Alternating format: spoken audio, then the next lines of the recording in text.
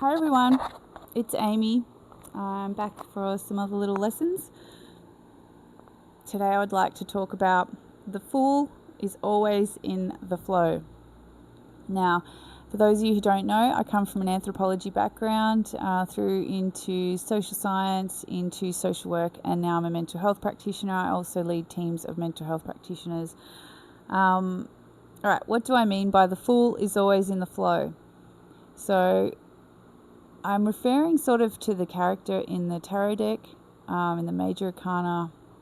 Some of you guys might not be into that, but pretty much it's an archetype for an innocent jester type person who doesn't have any expectations of life, doesn't have any, supposedly doesn't have any knowledge, and thusly called the fool, but isn't burdened by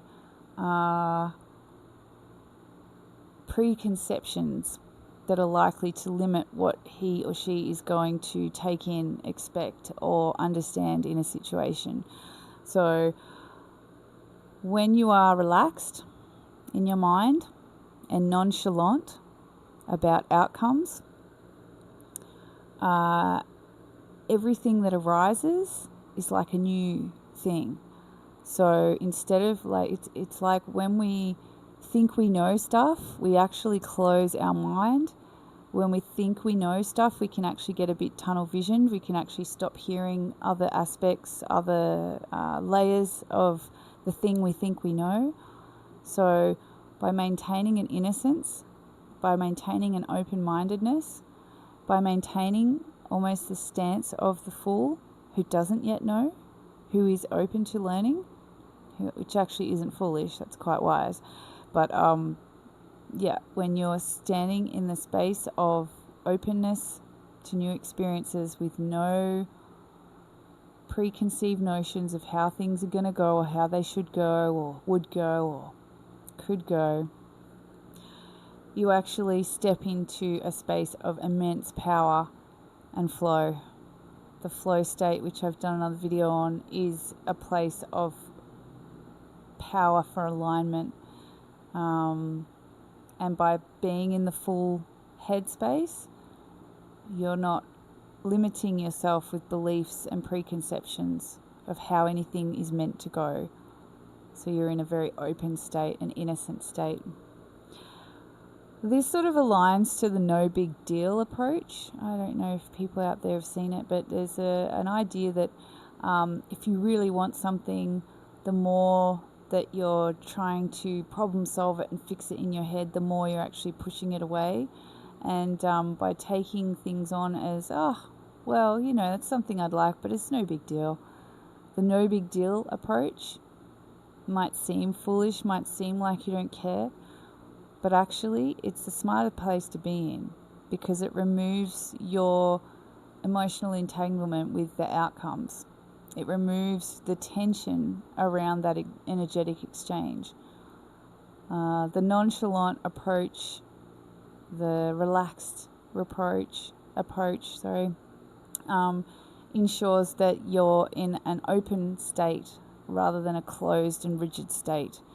So often our mind can get in the way of the potential opportunities that are coming at us because we're expecting them to be exactly like this, when actually, as the fool skips along their journey, not really thinking about outcomes, seeing what the world has to offer, taking things at face value as they come, they will more graciously align with all sorts of luck, all sorts of amazing situations, opportunities.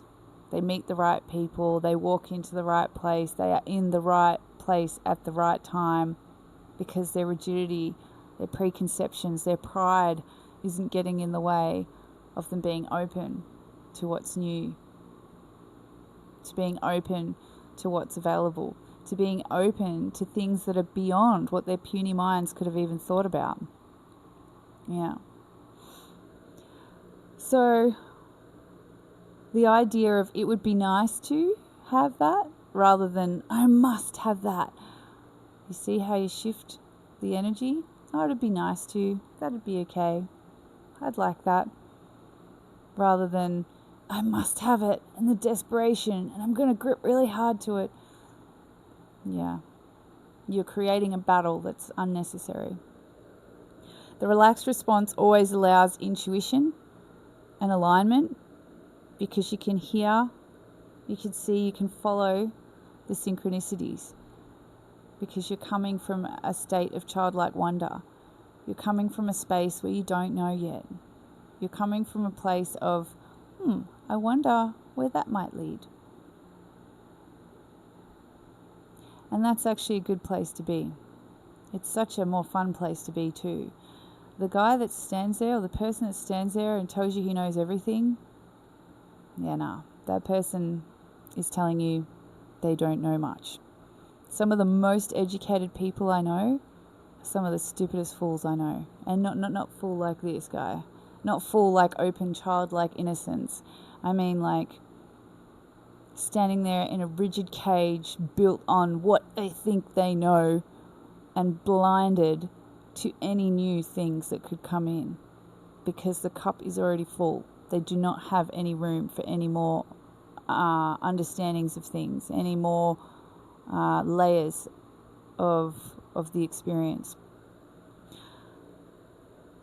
So innocent faith in life allows us to follow the subtle hints and align effortlessly. And when we go back to the Fool and the way it's depicted in the tarot, the Fool is standing on the edge of a cliff.